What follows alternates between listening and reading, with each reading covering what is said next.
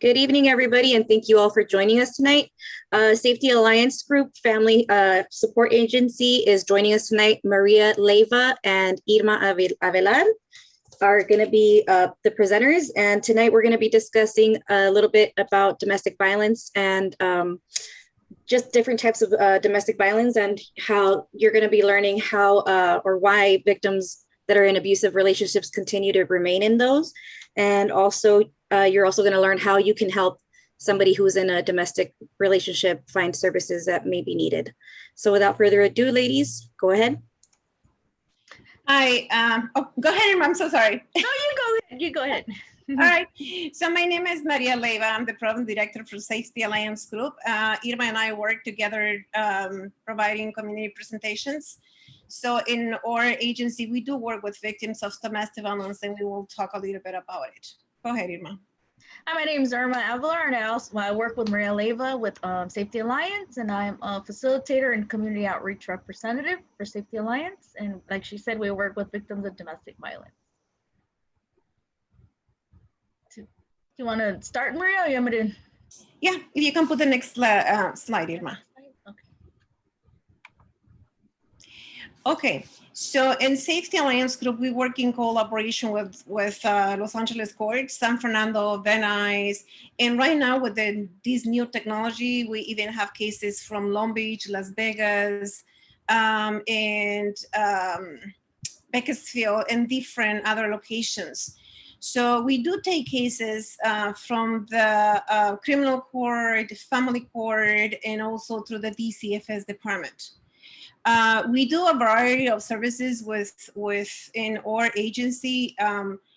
For the victims of domestic violence, there is multiple services that they can receive when there is a police report filed and there is an investigation going on for domestic violence.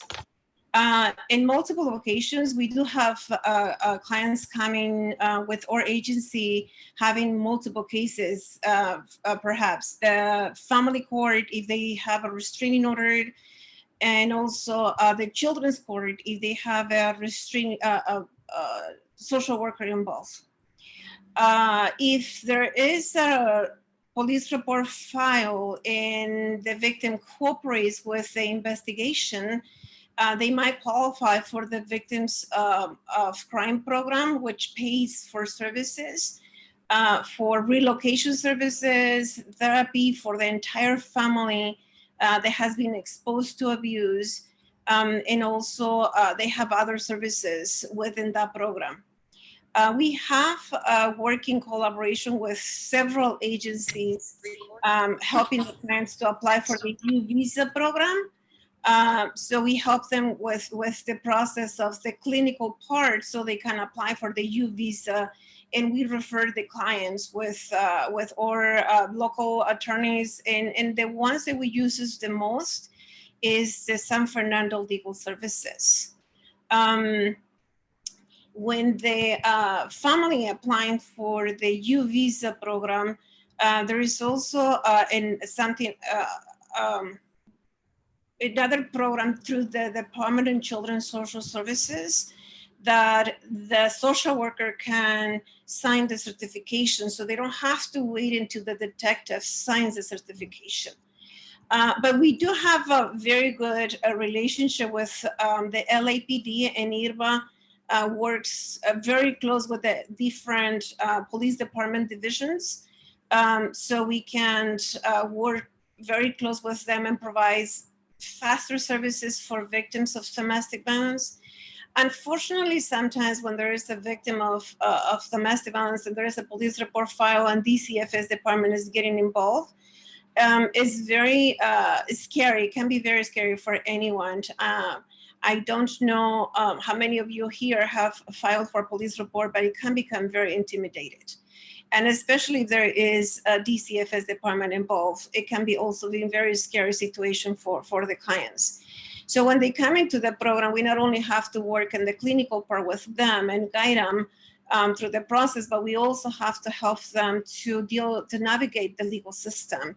And it's a lot that we have to deal with, because sometimes when the case gets combined with family court and the DCFS department court and restraining orders, it can become a little bit scary for anyone. So we work in collaboration with different agencies so we can make it easy for clients to navigate the process. Any comments, Irma?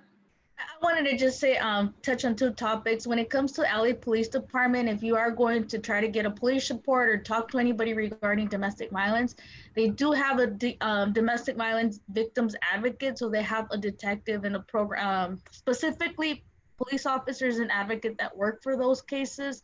Now we have situations where families go and apply for a restraining order, and I've had these incidents where people feel that LAPD is going to submit or serve the restraining order. No, it's usually LA Sheriff's Department.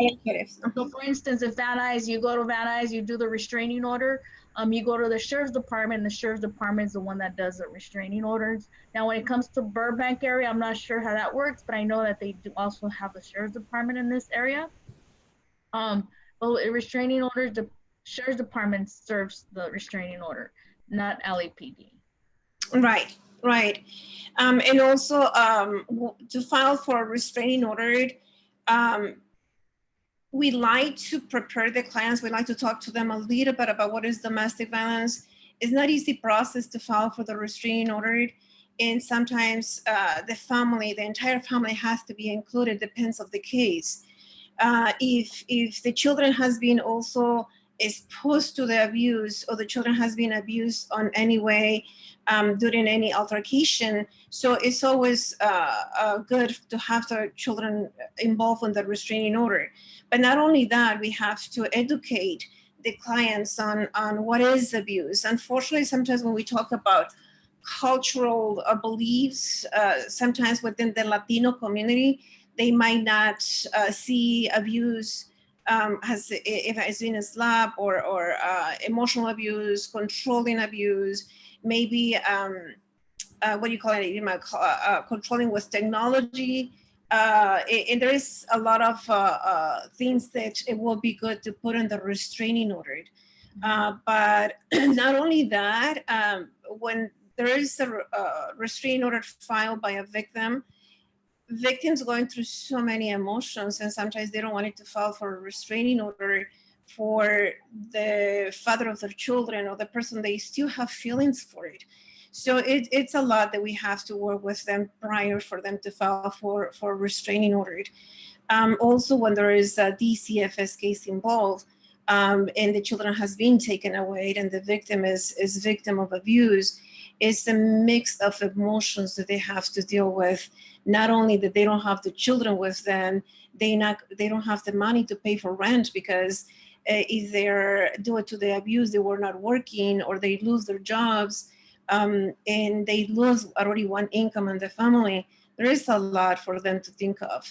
So when they come into our program, we not only dealing with domestic violence issues, but we're dealing with stabilizing their emotions and also helping them with life skills to help them to navigate the whole legal system.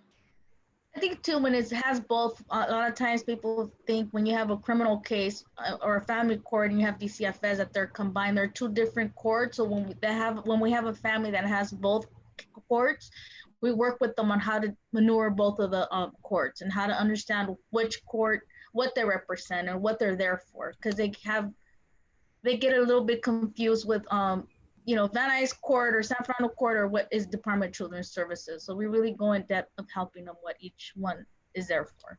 Right. And as an agency, I think that is very important to work in collaboration with other agencies. Sometimes we cannot provide services for some specific case because we are too close to the victim location or any safety measures. So we literally work with other counseling agencies, referring clients to each other, because if we can help them, at least to guide the victim to be in the right path for them to be assisted. So I think that is a communication is a major key that we have to have with different agencies in order for us to be able to help victims of domestic violence in so many different aspects. You want to go to the next one, Irma? Oh, sorry. Okay, so let's talk a little bit about domestic violence. So what is domestic violence? Anything physical, threaten the victim, slapping, punching, hitting, spitting, pulling hair, dragging the victim by her hair, kicking, calling the victims names, threatening the victim to be, she's going to be deported to oh, you take my concentration away. Okay. Any mental abuse, physical abuse, psychological abuse, anything that can put the victim in a predicament that feels it has no way out of a relationship. Now, it's very important to understand that domestic violence doesn't come like all together. It goes slowly in the relationship. And unfortunately, sometimes some victims of domestic violence has never been abused in their childhood, and being involved in an abusive relationship sometimes become very confusive because they're not ready, and they're not ready to be in an abusive relationship, and they don't identify the abuse immediately. Some of the victims has been a victim of domestic violence in their childhood, and it can become a normal behavior for them. So it's a lot of involvement with domestic violence, and especially when there's children involved. So it will be talking a little bit more extensive of what is domestic violence. Any comments, Irma? No, that's fine. Okay, so let's go to the next one. The next one.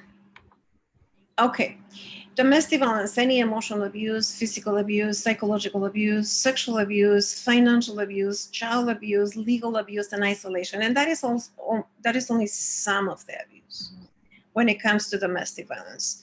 Anything emotional abuse, calling names, death threats, making any threats against the children, physical abuse. We do have a lot of cases going to shelter sometimes with broken bones, broken ribs, black eyes, tooth blow away, anything that it can become a psychological abuse. It can be physical abuse as well. Now, the sexual abuse, I wanted to talk a little bit more about the sexual abuse within the Latino community. The sexual abuse is a very sensitive topic when we talk about abuse, with that type of abuse. Within the Latino community, and not on everybody, I'm talking about some specific cases. We talk about culture, beliefs, religion, and in some of the cases within the Latino community, if there is sexual abuse in the relationship, the victim might think that it's okay because it's their husband, and they don't identify sexual abuse as a part of the abuse. So it comes a little bit of cultural in the religion. So when we dealing with victims of sexual abuse, it has to be more with the clinical part and done in a group setting. Also because it's a lot of emotional facts that the victim has to talk about, and that become a little bit sensitive. The financial abuse part is also one of the biggest parts that we have in the relationship, and it's hard to understand. It is hard to identify, because it can become very manipulative in a way that the aggressor can take the money away from the victim, or can force the victim to spend more than what she has or what she's making, and that will be also another way to maintain to control the victim in different ways. And child abuse is very general. Threatening to take the children away. I don't know how many of you have seen the Amber Alert, children being kidnapped by the aggressors. And unfortunately, sometimes when we have cases of domestic violence, we take very serious when it comes to child abuse cases, because if the aggressor doesn't think about abusing the victim or hitting the victim, it will not think twice about abusing the children. Or if the aggressor has threatened the victim to take the children away, it can be take them away. So that is one of the parts that we really highly encourage clients to file police report and to file for the restraining order, so the Amber Alert can be set in case of anything that the aggressor might be wanted to take the children out of state. So the Amber Alert will not be set in place until there is a restraining order or police report file. Can I say one thing on child abuse? Never mind, just go forget. I totally forgot. Go ahead. Okay. It's I was- okay, Irma. right now. I'll bring it up. Okay, you want to go to the next one? Oh yes, with the child abuse, we have a lot of victims that come into shelter or our program, and DCFS got involved also because during the incident of an altercation or a fight with the abuser, the children get hurt. And when I'm talking about the children getting hurt, is getting glass thrown at them, or the children getting shot instead of the victim. So a lot of times the children get hurt in the middle of the fight. Right. We're getting a lot of that, Reese. I mean, a lot of that. Yes, unfortunately, sometimes when we have children coming to the shelter, the emotional trauma that the children are going through, it's very hard to see children being torn apart in the relationship. And we have always saying that the children are the major victims of both parents when there is domestic violence at home. So, and unfortunately, sometimes when children are being put in a situation that being abused, and then the legal system gets involved, that is when the complications come arise within the family environment. Now you all see the power and control wheel. I don't know how many of you are familiar with this, but that is very little of what is abuse in the relationship. But it's just the basics of what is domestic violence. So we already talked a little bit about what is intimidation, emotional abuse, isolation, minimization, using children, economic abuse, male privilege, and correction and threats. Right. So now imagine being a victim of domestic violence in the middle of all this chaos. So being a victim of domestic violence, trying to get away from a relationship, it will be really hard for the victim to leave the relationship if she doesn't identify all these signs as an abuse.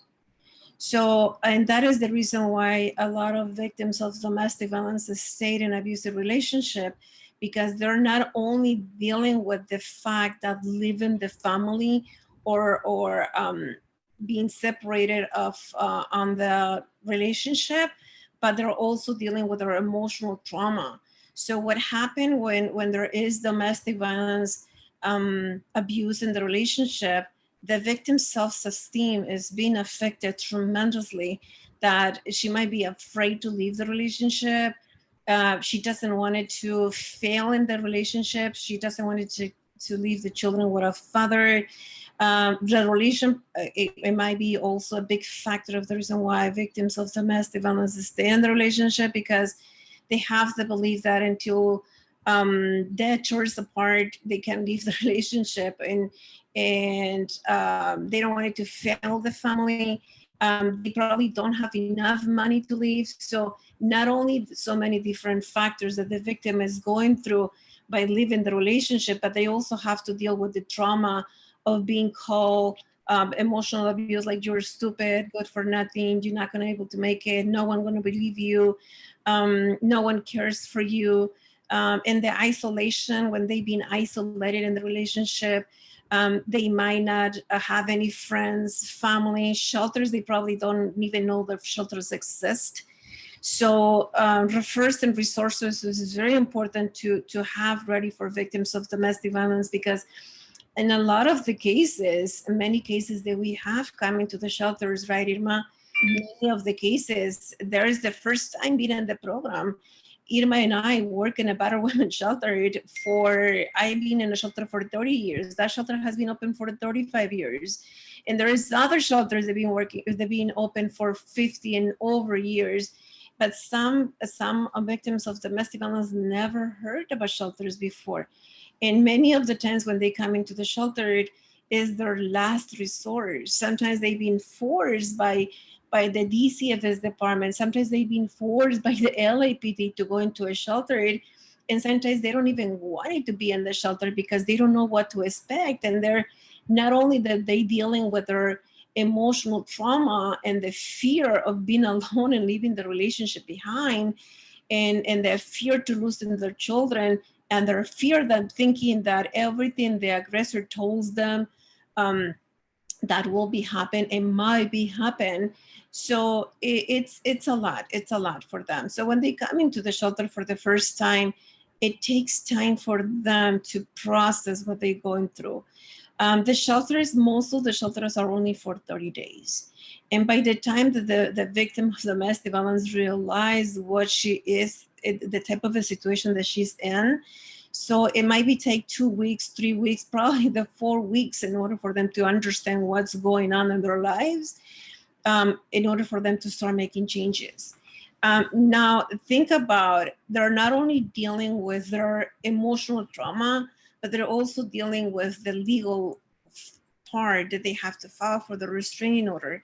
They have to meet with social workers. They have to meet with case managers. They have to go to court. They have to see the judges. So it's a lot that what is going on. But at the end of the day, that is the best choice they can make, because if they want changes, then they have to start doing something about it.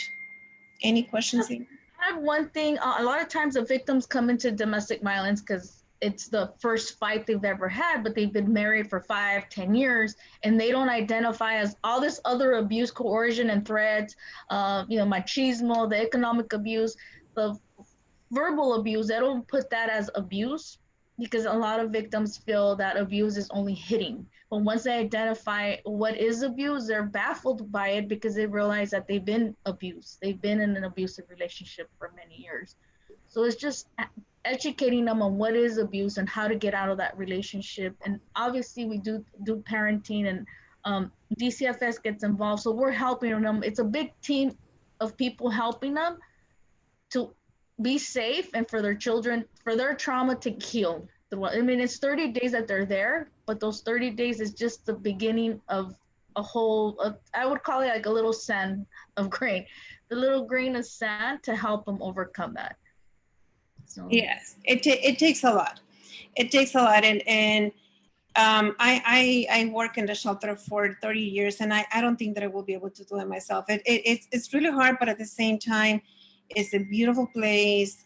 Everybody that works at the shelter are very professional. They're very sensitive. We all are cultural sensitive when it comes to helping victims of domestic violence. And everybody, all the staff that works in the shelter, they know what to do to deal with these type of cases. So that will be the best way to do. Now, why victims of domestic violence stay in an abusive relationship? Cultural, family, religion, love. They still love them. I mean, you can't stop loving one person that you married from one day to another. It takes time. Money is a big factor. Shelter, DCFS, Department of Children and Social Services, fear to leaving everything behind. Money, honeymoon stage. Sorry. Honeymoon stage. And love again. I don't know why. Confused. It's a lot of confusion when there is victims of domestic violence leaving the relationship. It's a lot of confusion. It takes a long to move out of it. Self-esteem issues, lack of job skills, financial and language barrier. It's a lot. It's very difficult to leave the relationship, but I honestly strongly recommend that if there is anyone that has any experience of being emotionally, psychologically physical abuse to take some type of therapy first, being in a support group, receive individual counseling. So then it can be assisted with services and guidance. Because it's we're not only dealing with domestic violence, but we're dealing with a lot of factors that has to be taken care of clinically in order for the victims to start making changes in life. And I think the key point would be also when you're doing that, do it safely. So if you really fear your aggressor or he or she doesn't know that you're looking for help, because the minute they find out that you're looking for help, the violence could escalate. And if even if you're planning on leaving, there's forms where you could call 211 or you could call a shelter. Our program will work with you on how to safely exit the home so where your family and yourself are not in danger. Because when victims leave, the lethality goes up by a large percentage. A lot of women or victims get murdered when they're leaving an abusive relationship. Right. So if you do it in a safely manner, and we can help you, or call the shelter, 211, whatever resources in your community. There's a lot of resources that will help you leave on it safely. There is a lot of agencies that can help you to be informed with education on how to be assisted. I believe I saw Patricia just put in the 1-800 number on the chat part. Yes, you can call the 1-800 number. We can also share the 24 hours crisis line number from one of the crisis hotlines that we have. And you don't have to be admitted in the shelter if you don't want to, but you can call for information. It's just basic information. If you don't know where to go, if you don't know where to ask for help, if you don't know if you are a victim of domestic violence, just call that number. It's 1-800-505-0900. Or you can call old number, you have it here, 818-455-2152. Right now that schools are opening. Also, you can ask for help on any of the schools, any clinic that you can go, the ER, you can go to any emergency room, any police department, anyone that you can ask for help will be able to help you. I'm sorry, Maria, was that the right number? 1-800? Oh, 818. Okay, thank you. That is all right. That is it, right? Thank you. As Maria's talking, we get a lot of referrals from other agencies, and we do get a lot of referrals from schools. So now that the children are going back to school, I know with COVID, we were getting a lot of referrals, but a lot of the victims were not coming into shelter because the abuser was home. They couldn't safely leave. So now that they're opening up again, we're getting a lot of people calling, and we do get a lot of referrals from schools, whatever district. Either a kid mentions something or the families go and talk to the counselors or the principals, and we pick them up from the school. Because I mean, right now things are opening up, and people are able to leave because the aggressor is going to work. He or she, the aggressor, it could be a female or a male. Right. Irma, can you take over for a little bit? 5 minutes? Sure. Okay. So domestic violence against men. A lot of times people say domestic violence only happens to women. It doesn't happen to men, but it does happen to men. It is more common. The statistics are higher with victims of domestic violence being women, but there is a lot of men. And we do have a couple of shelters that do house men that go through domestic violence. We've had shelter where the men calling into the shelter because the aggressor female, the wife, went to jail, and now they have the kids and they're looking for shelter, a safe home to protect themselves. So it does happen. So why do we know so little about domestic violence against men? Does anybody want to answer that? Did you guys ever hear about it? What do you guys know about domestic violence against men? What is domestic violence against men? Why does DV against men or are unrecognized? What are the characteristics of a woman who is an abuser, and why do men stay in an abusive relationship? Anybody have any comments on that?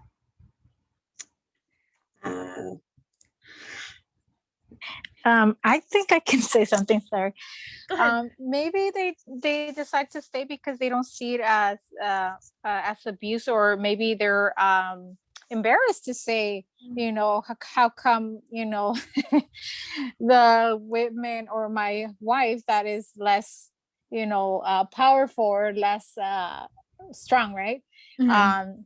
Takes over a man that could be twice his size. So maybe Mhm. it's more of an embarrassing moment that he could be facing and rather just not talk about it. Yes. And a lot of abuse, I've worked with victims that are the men that are in the victims group. A lot of times it's that shame, or what will my family say if I report her? Um, I'm a man, I'm strong. How could I let a woman hit me? Or a lot of times this is the things they said. I'd rather me go to jail than her, because if I go to jail, she won't go to jail and she'll stay with the kids. But eventually it leads to somebody going to jail or both going to jail. There's that stigma of it doesn't happen to men, but it does happen to men. It happens more than more than it's announced or said on TV or friends, but it does happen a lot. Any other characteristics or any other reasons why you guys think men won't leave? Hello, I could hear you. how you doing? I Hi. think in some situations, the guy's girlfriend might be out of his league as far as, he's probably not that attractive. She's very attractive. And in some situations, they probably feel that they won't get anybody as attractive if they leave that person. So in some cases, they won't leave, for that reason. Okay. Well, that would be more like he'd have like a low self-esteem. Yeah, I would say so. Okay. Yes, and it's the same reasons why women don't leave is the same thing why men don't leave. So it just goes hand on hand. But I always tell the men that I work with, or if I'm working with, when I have calls of domestic violence, a lot of the men usually are afraid to report the abuse, or they don't want to, or they're afraid. A lot of times they feel like if I tell the police will make fun of them, or they're not going to listen to me. But there is a lot of police, law enforcement is trained a lot with domestic violence, and I think they're getting more training as the years have passed on. They have a lot of training with domestic violence. But I said, if you do go to the police department, whatever police department, whether it's Burbank, LAPD, Santa Clarita, they do have advocates that specifically work with domestic violence victims. Just ask for the domestic violence advocate. Okay, here. Domestic violence, and like I said, I work with victims also that are domestic violence, victims of domestic violence, males, and they come in pretty roughed up also. There are a lot of emotional abuse, a lot of controlling. The same thing that goes on is the cycle of abuse. If you guys see the cycle of abuse, the wheel of power and control, it goes either female or male. It could happen to anybody. Like I always say, drugs don't discriminate, and domestic violence doesn't discriminate. It could happen to anybody. So this is what we're talking about, the 24-hour emergency. Any questions, ladies and gentlemen, before I go with the TV shelters? No? So we have an emergency 24-hour shelter.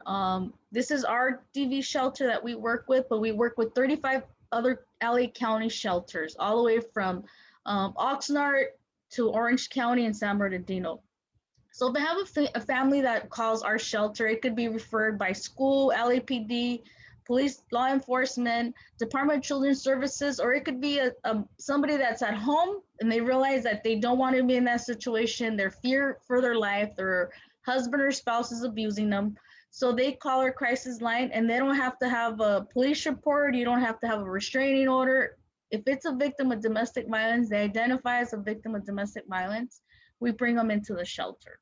Now, when they come into our shelter, it's a 30-day program. The emergency shelter is a 30-day program. When they initially come in, they work on the restraining orders. If they want to do a restraining order, you're not forced to do a restraining order. You want to leave you want to go into the shelter and then leave, go somewhere else that is safe, that's fine. But most of the victims usually do a restraining order. So we work on restraining orders, child custody, case management.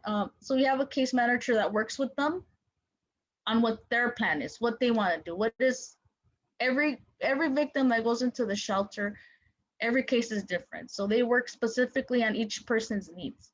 So it's 30 days. After the 30 days, they might already leave with the court date for the restraining order for their second you know, when they're gonna go to the court and see the judge to get a longer restraining order, or they might already leave with the restraining order. While they're in our shelter, they apply for transitional housing or victims of crime, where they help them apply for first and last month's rent, or they go back to family members, or we have other shelters that we refer them to. So we work with a lot of other shelters. We never have a family leave our shelter homeless. That is something that we will not. If we have to extend it a little bit, we'll extend their program a little bit. Now, when they go into a transitional program or another housing program, if they don't go back to their family or a safe home, programs could be up to 90 days, 1 year, or 2 years. So that's the options that they have. While they're at the shelter, like I said, we have case management, individual therapy. So we have the clients have individual therapists. We have family therapy for the moms and the children. The children also have a therapist. As long as they're 5 years and older, the child will have a therapist. Parent education, daily support groups. Our daily support groups would be DV, anything that's related to domestic violence, power and will control, anything that has to do with domestic violence. Life skills would be finance management, just basic life skills, job skills, and self-esteem. So we have a lot of groups. Every day we have a group, and every DV shelter has groups. They kind of run the same, for the same reason that a lot of the cases have Department of Children's Services. So when you have Department of Children's Services, they refer clients, though they recommend for clients to do a lot of these services. So when a victim comes in, they're getting all the case management, they're getting all the support and the classes that the court are requiring them to do while they're at shelter. Does anybody have questions regarding the shelter or any shelter questions? I only have a general question. Does someone have to have a court order to receive any services like family therapy at the shelter? No, Okay. we don't. Okay, cool. No, they don't have to have any kind of, they could come in as long as they identify as victims of domestic violence, they come in the shelter and we work with them. Okay. They don't have to. And even if they come into the shelter, there's some shelters that require for you to have some sort of, it's very limited. They're kind of taking that away, but that you have a police report or that you're working on a restraining order, or there's some documentation that there is victims, that you're a victim of domestic violence.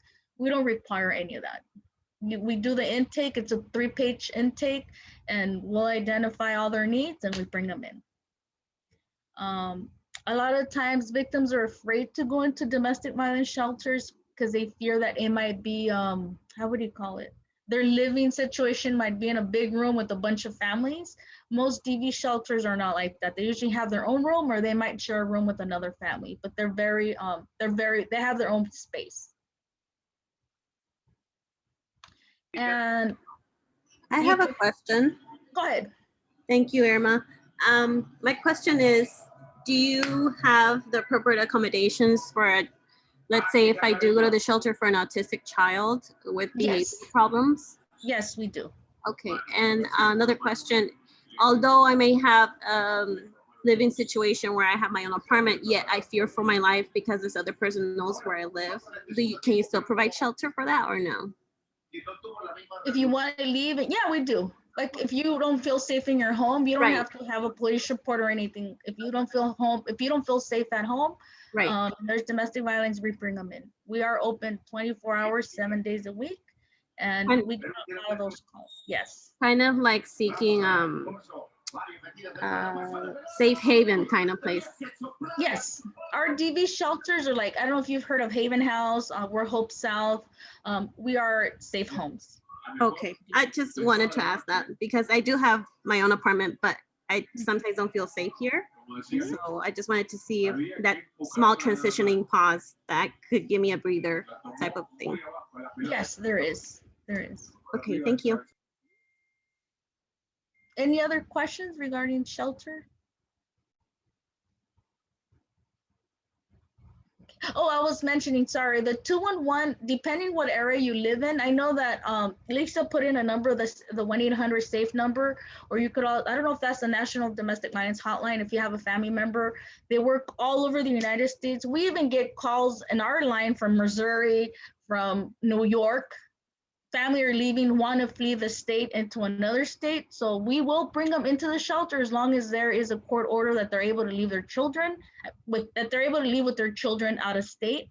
Also, if you're a victim of domestic violence and you're single and you're trying to flee New York to another state, we do work with those programs. You don't have to live in the state of California or in LA County to get the services. We work with other shelters from other counties and other states also. Elder abuse, adult services. This is just giving the information if you know somebody that's being abused, an elderly person being abused.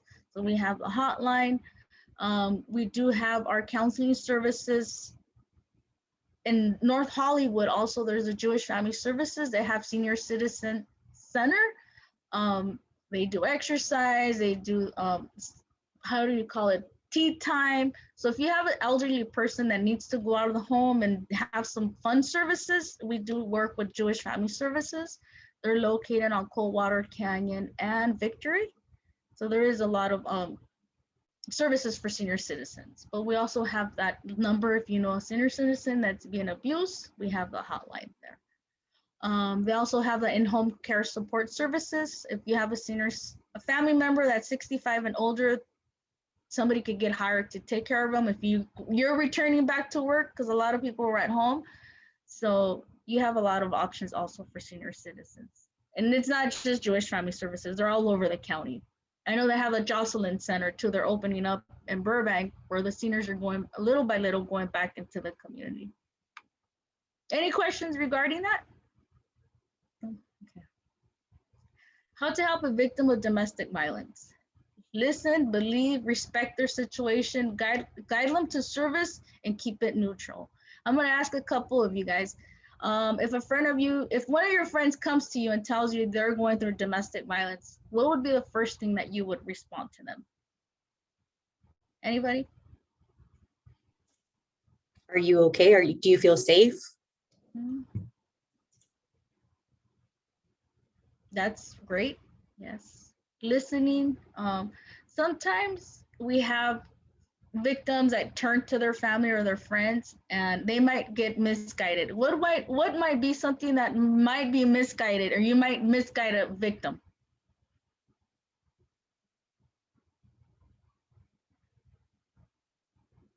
Anybody? Nobody? For them to wait for a court order. Mm-hmm. Yeah. Anything, it would be you're married for life. I hear a lot of victims where they go to their family member, their mom or their family member, dad or tia, and you know what? You married him, you stick through it because I did, right? Or they might know the perpetrator, and the perpetrator in front of the family might be the most charming guy, but when they go home, they might not believe the victim and maybe blame her. So they might call victim blaming. You're the one that always has an attitude. He's really nice. I can't believe would ever do that. There's a lot of things that as victims, when you're working with the victim of domestic violence, I mean, if you have a family member that is dealing through domestic violence, we might not have the answers, but always let them know, you know what, there is a hotline or there's 211. If you guys ever, maybe when you get off from here, go under 211 LA County, and it will give you a million resources as housing, food pantries, medical, mental health, and it has a section for domestic violence, and it gives you a list of all the domestic violence services in LA County. So, and like she said, Lisa put up the number. That's another good number to call. See, somebody's sending a message. Oh, 211, yes, 211.la.org. Yes. We do get a lot of referrals from 211, like every day. Our hotline is, our phone is 24 hours, 7 days a week. And it rings a lot. Sadly it does. I mean, to us, it's great that people are calling in, but it's bittersweet. At least we know they're looking for help and they're seeking help now. Let me go onward. So here they are. You guys could screenshot that information if you feel comfortable. So we have LA County, LA resources. Here's other numbers you could call. Housing, for housing. I believe the top ones are for housing. The 818-505-0900 is for shelter. We actually have 2 shelters in the San Fernando Valley for victims of domestic violence and 1 transitional housing for victims of domestic violence in LA, somewhere in LA. And our shelters, when people come into our shelters, law enforcement is not allowed to come into our property. Department of Children's Services is not allowed to come in our property. Nobody's allowed to come into our property unless they're approved, fingerprinted. You would never know where those safe homes are at. They're safe homes. Let me see, somebody had a chat. Okay, there we go. We have, if I have to call 911 because something happened in our facility, or maybe there was a small fire, when the police department comes or the fire department comes, they assume it's just a homeless shelter. By law, we cannot tell anybody it's a shelter. I'm not gonna say where it's at, but I grew up a little bit in the community where I'm working at now, and I never would have thought that was a shelter. It's just so disguised. It's disguised, you would never know it's because it's a safe home. So any victims going to any DV shelter, they're confidential and they're safe. If anybody needs to meet with their lawyer, their social worker, you go to our counseling office or a McDonald's or an open space to meet with them. Nobody's allowed to come into our shelter because we're protecting the victims. And also we have women that come into our shelter that are married to Department of Children's Services employees and married to law enforcement and married to fire department. So if everybody knows where our shelter is, it will not be safe for you guys. Now we have family that come into our shelter that might live a block away from the shelter. We'll bring them in for safety and do a safety transfer within like less than 24 hours. So we find another shelter for them to go. So we're not gonna turn somebody away because they live a block from the shelter. Now they're gonna know it's a shelter, but they're not going back to their home. Hopefully they're not going back to their home. Anybody have questions?